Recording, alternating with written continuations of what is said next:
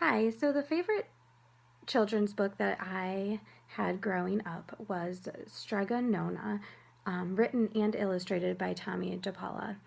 And I'm sure that many of you have read Strega Nona, but really as a child I wasn't very fond of anything that had to do with books or reading. I was always more interested in playing outside, playing with imaginary friends, or helping my mom in the kitchen. But there was always one book that stood out to me, and that was Strega Nona. It was a go-to for nighttime reads, and as much so that my parents told me that they misplaced it for quite some time, so they didn't have to read the story again to me. And the story is about Strega Nona, or Grandma Witch, who is known for finding her cures for headaches, finding husbands, and other remedies. And Strega Nona is getting older, so with her old age, she decides to set out to look for a helper around her house. And that's where she finds Big Anthony. Big Anthony is a little naive and observes how Strega Nona interacts with others, so all of her magical potions. He is very intrigued when he spots Strega Nona making a pot of pasta, and he listens carefully to how she starts the pasta pot.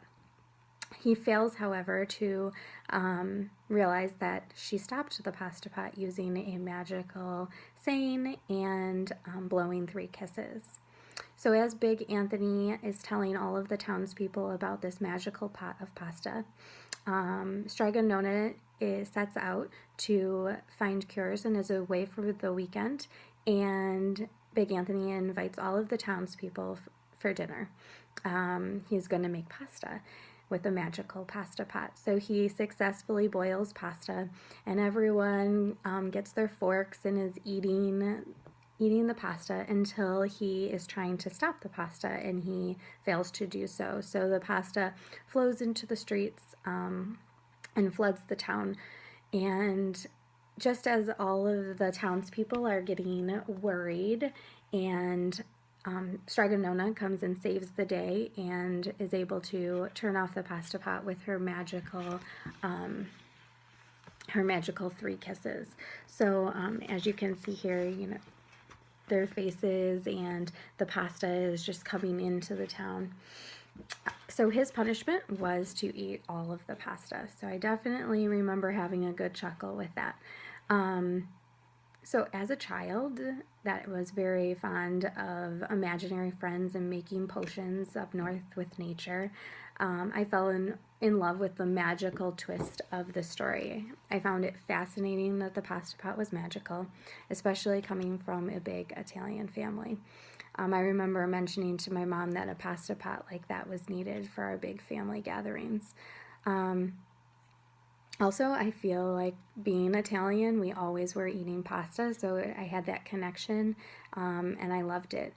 And then there was also a slight lesson to be learned, to always listen. So I remember my mom talking about that with me. So